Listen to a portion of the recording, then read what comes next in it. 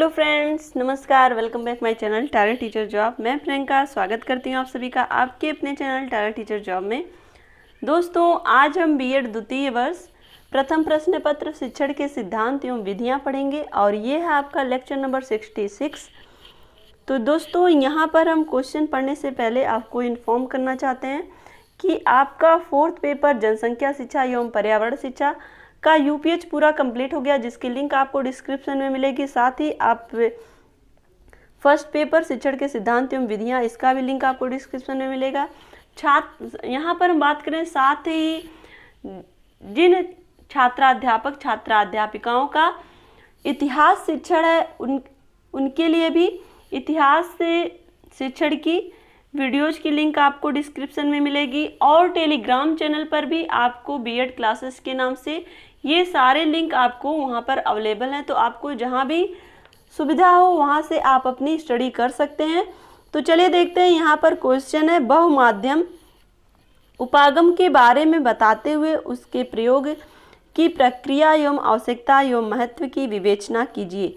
ये आपके DD university 2019 में पूछा हुआ क्वेश्चन है। तो दोस्तों, सबसे पहले हम देखते हैं बहुमाध्यम उपागम, मल्टीमीडिया अप्रोच।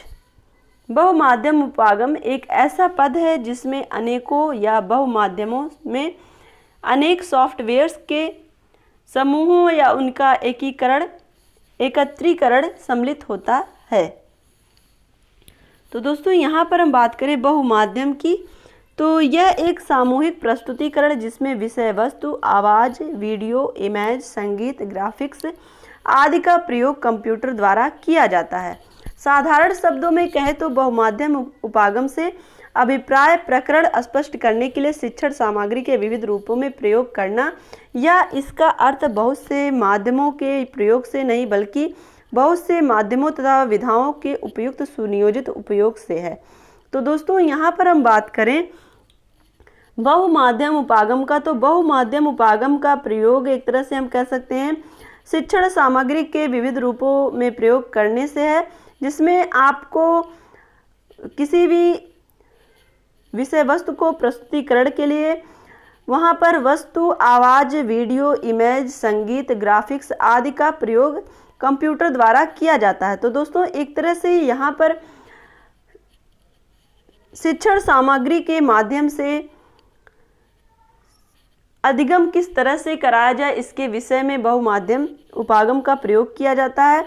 यहाँ पर हम देखें, दीपिका बी शाह के अनुसार बहुमाध्यम उपागम का तात्पर्य एक से अधिक माध्यम से है जो एक संप्रेषण में क्रमशः अथवा साथ साथ प्रयोग किए जाते हैं। तो दोस्तों, यहाँ पर हम बात करें, इन्होंने क्या कहा कि जो बहुमाध्यम उपागम होते हैं उसमें संप्रेषण के साथ साथ अलग अलग उपागम का प्रयोग किया जाता है अधिगम को और प्रभावी बनाने के लिए। यहाँ पर हम देखें, विशेषज्ञों के अनुसार विभिन्न माध्यम विभिन्न प्रकार के उद्देश्यों की प्राप्ति हेतु प्रयोग किए जाते हैं। अतः विभिन्न माध्यमों का अलग अलग प्रयोग ना करके उनको एकीकृत रूप में प्रयोग किया जाना चाहिए। तो यहाँ पर हम देखें, अलग अलग विशेषज्ञों के अनुसार विभिन्न माध्यमों का अलग अलग प्रयोग ना करके एकीकृत रूप में प्रयोग करने से क्या होगा, अधिगम और आसान ढंग से किया जा सकेगा। शिक्षण में देखा जाए तो बहुमाध्यम उपागम को अनुदेशनात्मक विकास भी कहा जाता है। इसे शैक्षणिक, मनोरंजन तथा प्रभावशाली अभिव्यक्ति हेतु प्रयोग करते हैं। यह उपागम संचार, सूचना, अनुदेशन, अलंकरण, मनोरंजन तथा प्रतिदिन संबंधी सभी कार्य करते हैं। तो दोस्तों, यहाँ पर हम बात करें, अनुदेशनात्मक विकास भी बहुउपागम माध्यम से किया जाता है, जिसमें आप देखेंगे शैक्षणिक के साथ साथ मनोरंजन, प्रभावशाली अभिव्यक्ति हेतु भी इसका प्रयोग किया जाता है। और यह उपागम संचार, सूचना, अनुदेशन, अलंकरण, मनोरंजन तथा प्रतिदिन संबंधी सभी कार्य करता है। मैरियम वेबस्टर्स का लेजिएट डिक्शनरी के अनुसार हम देखें तो यह एक ऐसा अधिगम उपागम है जिसमें अनेक माध्यमों का प्रयोग किया जाता है।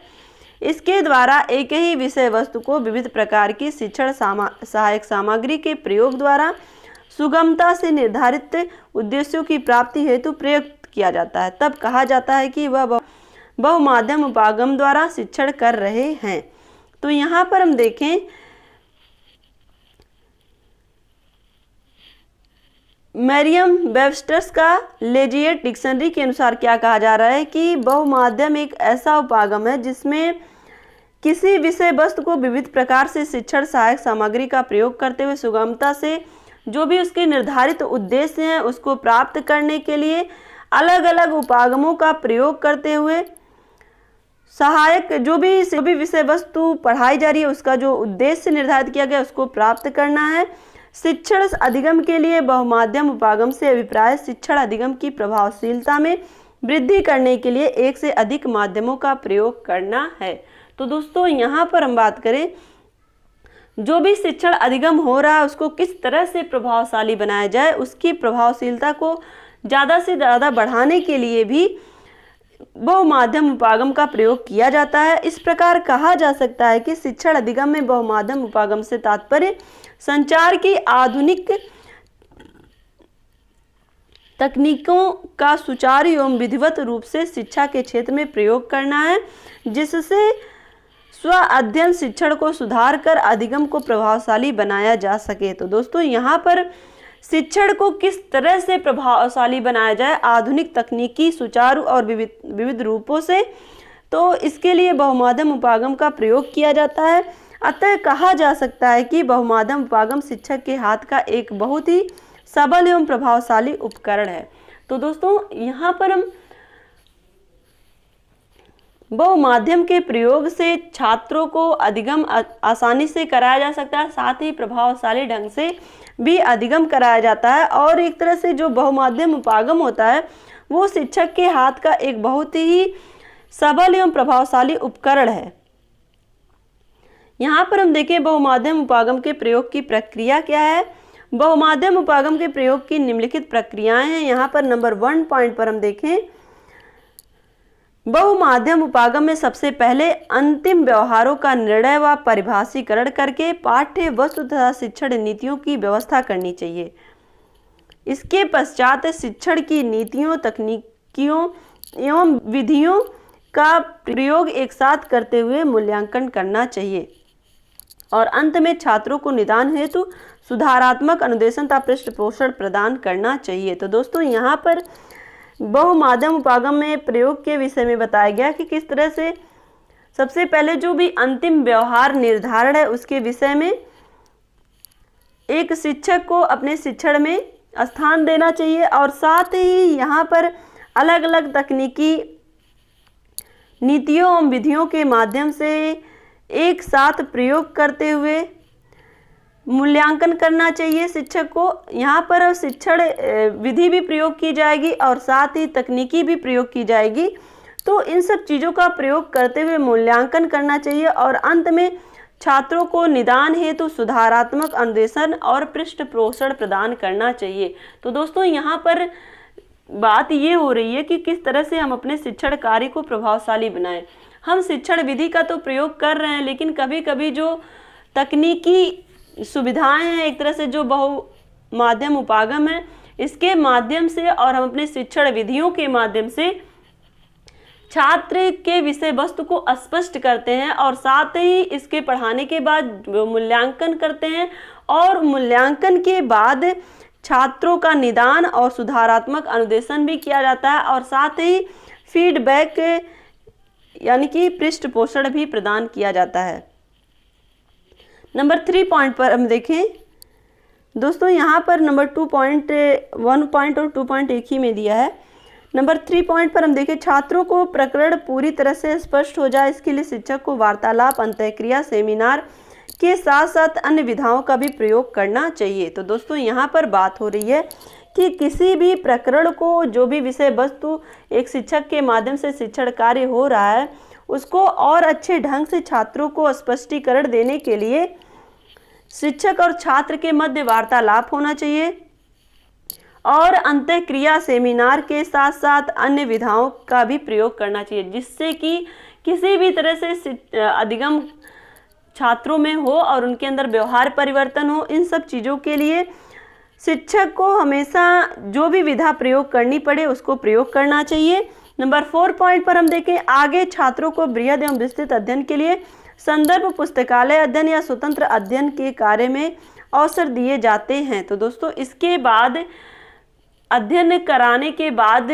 छात्रों को विस्तृत अध्ययन के लिए, चूंकि यहाँ पर एक शिक्षक का कार्य क्या, छात्रों को अध्ययन के लिए उनके अंदर रुचि उत्पन्न करना। जब छात्रों के अंदर अध्ययन की रुचि उत्पन्न हो जाए तो उनको पुस्तकालय अध्ययन और स्वतंत्र अध्ययन में कार्य के अवसर भी दिए जाने चाहिए।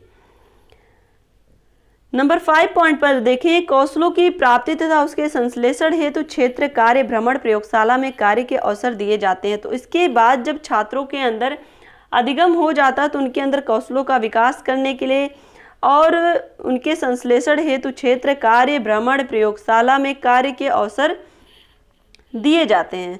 नंबर 6 पॉइंट पर हम देखें, प्रकरण संबंधी निष्कर्षों तक पहुंचने के लिए पैनल, सामूहिक वार्तालाप तथा सिंपोजियम आदि का प्रयोग किया जा सकता है। तो दोस्तों यहाँ पर निष्कर्ष पर पहुंचने के लिए पैनल का गठन किया जाता है। सामूहिक वार्तालाप के माध्यम से छात्रों में एक तरह से उनके अंदर कॉन्फिडेंस विकसित किया जाता है, एक तरह से उनके अंदर जिससे कि उनके अंदर व्यक्तित्व का विकास हो और वो एक महान व्यक्तित्व के रूप में कह सकते हैं या फिर उनके अंदर वो महान नागरिक बन पाए, ये हम कह सकते हैं। यहाँ पर हम देखें बहुमाध्यम उपागम की आवश्यकता, विशेषता एवं महत्व।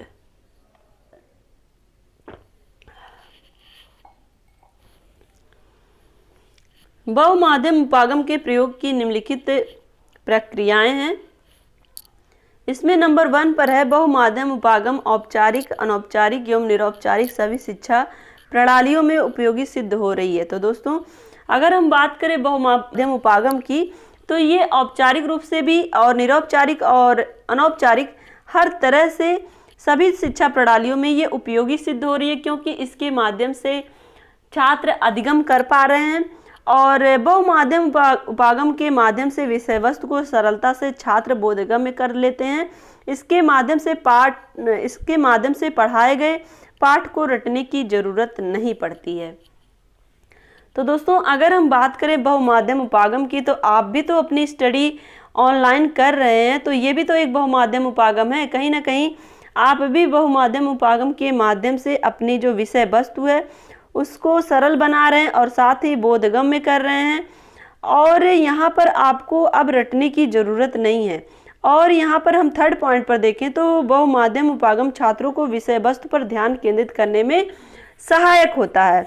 नंबर 4 पर हम देखें बहुमाध्यम उपागम के प्रयोग में छात्रों को ज्ञान के अधिक अस्थायी बनाया जा सकता है। तो दोस्तों यहाँ पर बहुमाध्यम उपागम में छात्र जब चीज़ों को देख कर सीखते हैं, देख कर समझते हैं, तो उनको जल्दी भूलती नहीं है और एक तरह से वो चीज़ें उनके लिए अस्थायी ज्ञान के रूप में उनके मन मस्तिष्क में अंकित होती हैं। नंबर 5 पॉइंट पर हम देखें तो बहुमाध्यम उपागम शिक्षण प्रशिक्षण के क्षेत्र में काफ़ी लोकप्रिय सिद्ध हुआ है। तो दोस्तों कहीं ना कहीं हम चीज़ों को देखकर, सुनकर और समझकर पढ़ना अधिक पसंद करते हैं, तो इसलिए बहुमाध्यम उपागम में शिक्षण प्रशिक्षण के क्षेत्र में भी काफ़ी लोकप्रिय सिद्ध हुआ है। और बहुमाध्यम उपागम नंबर 6 पॉइंट हम देख रहे हैं, बहुमाध्यम उपागम जनसाधारण को जानकारी प्रदान करने में भी सहायता प्रदान करता है। तो दोस्तों जिन चीज़ों को हम बोलकर लिखकर नहीं समझा सकते हैं, कहीं ना कहीं वो चीज़ें लोग देखकर समझते हैं। तो इसलिए बहुमाध्यम बहुत ही उपयोगी साधन है, लोगों को एक तरह से प्रेजेंटेशन के लिए बहुत ही ज़्यादा उपयोगी है। लोग उसे देखकर सुनते और समझते हैं। एक तरह से अगर हम बात करें किसी भी चीज़ के लिए, जो एक तरह से जो समाज में बुराइयां हैं या जो भी दोष हैं उसको दूर करने के लिए भी एक प्रचार के रूप में लोग प्रोजेक्टर के माध्यम से समझाने का प्रयास करते हैं लोगों को, जो अशिक्षा है उसको दूर करने के लिए। नंबर 7 पॉइंट पर हम देखें, बहुमाध्यम उपागम का प्रयोग से छात्रों को अधिगम के लिए प्रेरणा प्राप्त होती है तथा शिक्षा का अधिगम प्रक्रिया रोचक बन जाती है। तो दोस्तों एक तरह से छात्र उसके लिए प्रेरित भी होते हैं और एक तरह से जो शिक्षक अधिगम प्रक्रिया वो रोचक बन जाती है। दोस्तों आज अगर हम बात करें तो हमारे जो छात्र हैं वो प्रोजेक्टर के माध्यम से पढ़ना पसंद करते हैं। मुझे आज भी याद है कि जब प्रोजेक्टर का आप यूज करते हो तो छात्र इतने ज़्यादा उत्सुक होते हैं, इतने ज़्यादा एक्साइटेड होते हैं कि उनको कंट्रोल करना बहुत ही आसान हो जाता है। वो एकदम शांत होकर, पूरी क्लास आपकी शांत होती है, एकदम शांत होकर के वो चीज़ों को सुनना और समझना, देखना पसंद करते हैं। तो दोस्तों कहीं ना कहीं ये जो बहुमाध्यम उपागम है, ये शिक्षा को या शिक्षण विधि को बहुत ही ज़्यादा आसान बनाता है और साथ ही अधिगम बोध में भी सहायता करता है। नंबर 8 पर हम देखें, बहुमाध्यम उपागम के माध्यम से अधिगमकर्ता पर अधिक नियंत्रण रख सकते हैं। वे अपनी आवश्यकता अनुसार अभ्यास कर सकते हैं और प्रगति की जांच भी कर सकते हैं। तो दोस्तों बहुमाध्यम उपागम के माध्यम से जो अधिगम करता है वो अपना अधिक नियंत्रण रख सकता है और साथ ही अपनी आवश्यकता के अनुसार अभ्यास कर सकता है और अपनी जो भी प्रगति हुई है वो उसकी जांच भी कर सकते हैं। नंबर 9 पर हम देखें, बहुमाध्यम उपागम का उपयोग दूरवर्ती शिक्षा में काफ़ी सफलता से प्रयोग किया जा सकता है। तो दोस्तों जो दूरवर्ती शिक्षा होती है, जिसे हम दूरस्थ शिक्षा कहते हैं, उसमें बहुउपागम माध्यम का प्रयोग बहुत ही सफलता से किया जाता है। नंबर 10 पर हम देखें, बहुमाध्यम उपागम के माध्यम से शिक्षक जटिल से जटिल संप्रत्यों को सरलता से पढ़ाकर समय एवं शक्ति दोनों की बचत कर सकता है। तो दोस्तों यहाँ पर हम देखें, बहुमाध्यम उपागम के माध्यम से समय और शक्ति दोनों की बचत होती है, क्योंकि उसमें प्रेजेंटेशन के माध्यम से छात्र जल्दी समझ जाते हैं और चीज़ें समझाना भी काफ़ी आसान हो जाता है। तो दोस्तों इस तरह से हमने देखा कि बहुमाध्यम उपागम के जो भी उपागम के प्रयोग की प्रक्रिया और साथ ही उसकी जो भी आवश्यकता, विशेषता एवं महत्व है, तो ये सारी चीज़ें हमने देखी और आशा करती हूँ कि ये वीडियो आपको अच्छा लगा होगा। अगर अच्छा लगा होगा तो एक लाइक करिएगा, अपने दोस्तों के साथ शेयर करिएगा। अगर आप चैनल पर नए हैं तो प्लीज़ चैनल को सब्सक्राइब करना मत भूलिएगा और कमेंट के माध्यम से हमें ज़रूर बताइए कि हमारा ये प्रयास आपको कैसा लगता है। और इसी तरह से आप अपनी मेहनत जारी रखिए, अपना ध्यान रखिए, अपनों का ध्यान रखिए, अपने आसपास सफाई रखिए। हमसे जुड़ने के लिए थैंक यू सो मच। जय हिंद।